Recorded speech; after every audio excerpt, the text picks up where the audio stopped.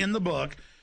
And he can also pacify the most downtrodden minority groups in the United States. And he's saying, hey, get ready for sacrifice. Get ready to lose your standard of living. They're like, yay, I love Obama. They could never get away with this with a John McCain. Obama basically does a couple of things. One is, again, this idea, kick the Chinese out of Africa. Kick them out of Sudan where they get oil. Kick them out of Zimbabwe where they get raw materials. Start a civil war in Congo, another big source of raw materials.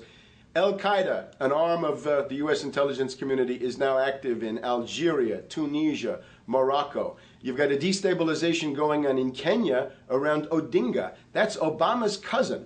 This is a guy who has two children. They're Obama's niece and, well, nephew in a broad sense. And one of them is named Raul, and the other one is named Winnie, after Winnie Mandela, who did the necklacing and political assassinations in South Africa. So this Odinga is essentially a CIA destabilizing operation in Kenya, and he's got a Odinga Islamic Alliance to crush the Christians in Kenya, but this also reaches into Ethiopia, it reaches into Uganda, Congo, Tanzania, and a whole bunch of other countries in that region. So all of Africa is a battlefield in flames between the U.S. and the Chinese, with Obama leading the charge to kick the Chinese out for geopolitical reasons. Number 7, radically expand federal control over family farms and ranches through the Animal ID and Premises ID system. Number 8, accelerate the merger of the United States with Canada and Mexico under the Security and Prosperity Partnership.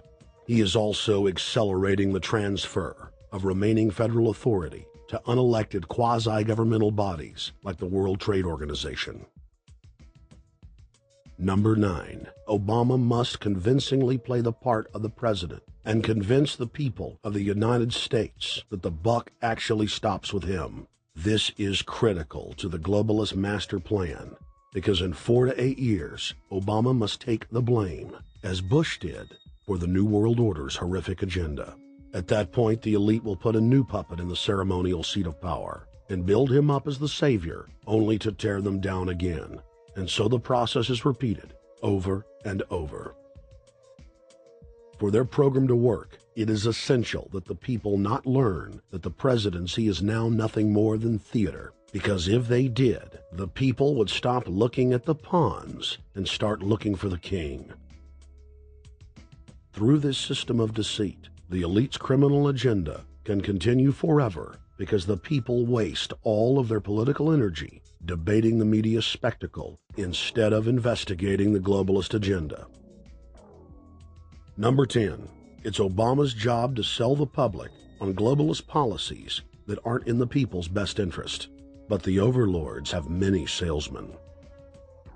His most important function is to protect the criminal oligarchs from prosecution while they loot the economy worldwide, start new wars, and engage in torture.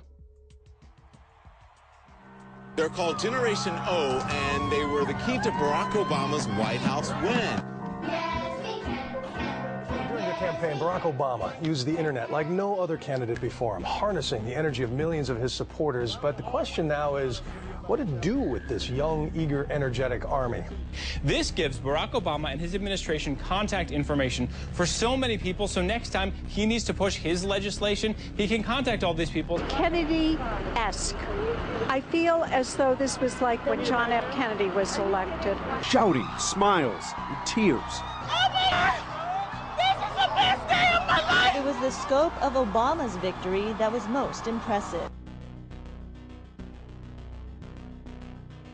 I saw a photograph of Obama playing basketball, and I said, you know what?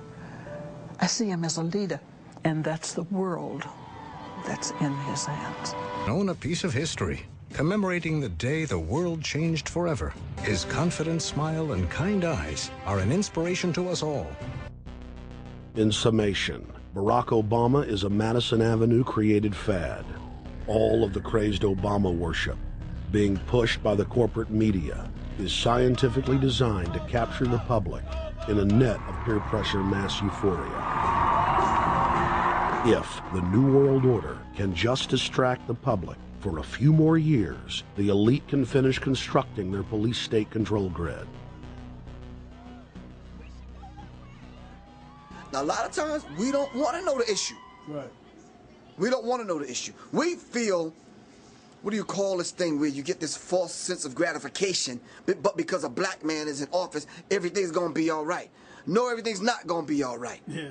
Until you look into the agenda on what the Democratic Party has been about, is about, and will be about, regardless if Barack Obama is the president or not. And that's real.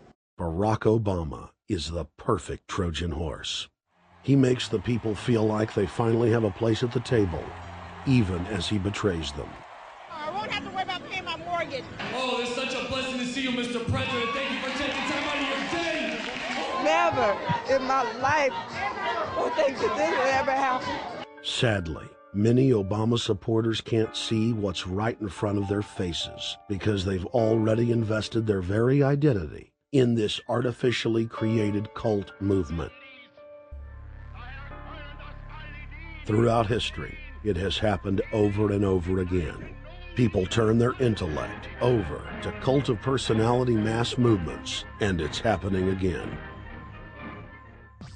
The evidence presented in this film is documented fact, and those that ignore what history has taught us do so at the peril of us all.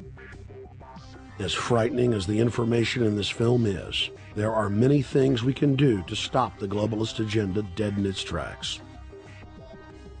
First, we expose the cult of Obama for what it is, a sad hoax. Next, realize that we are all being propagandized 24/7. Investigate all information for yourself, be it political parties, the media, or this film. Be aware of the tricks that the elite use, like the staging of false flag terror attacks and other crises. Rediscover the Constitution and Bill of Rights. Promote a culture of true liberty.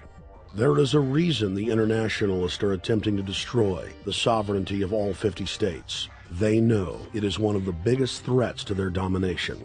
The federal government has been completely hijacked by foreign interest, and more than 25 states have recognized this fact and are moving to block the New World Order at the state level by declaring their 10th Amendment powers. But most important of all, there is a huge awakening taking place in the United States and across the world against the globalist agenda. Free people everywhere are joining together and saying no to corruption and tyranny and no to world government. This is the center of endurance, and endurance is what wins wars. Not how many people you kill, but how long can you endure.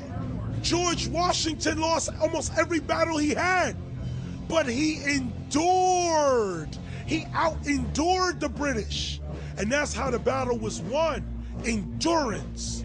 And each and every one of you watching this, every single one of you, is just as important as the people who were our founding fathers, as that you are just as important as the Sons of Liberty who met in the 1770s to philosophize about freedom, to philosophize about a republic, to philosophize about a truly free country with a republic. There's 1 billion people on the planet. It only takes one to change it. Are you the one? There may be everybody in your classroom bugging out. Your whole school may be on fire with kids wild and bringing guns. But are you the one? Nature has a way of abundance. Nature puts out a lot of stuff looking for the one. So if you're going to go along with the trend of let's just kill each other, let's disrespect each other, then you're part of nature's plan as well, to be part of just the excess. But if you think more of yourself than just being the excess, you'll do more for yourself. Are you the one? Everybody's not gonna make it, but you have an opportunity to save yourself. Well, we don't have to look back thousands or even hundreds of years to see how dangerous this present-day situation is. We can look back to Bolshevik Russia. We can see the takeover by the Bolsheviks talking about the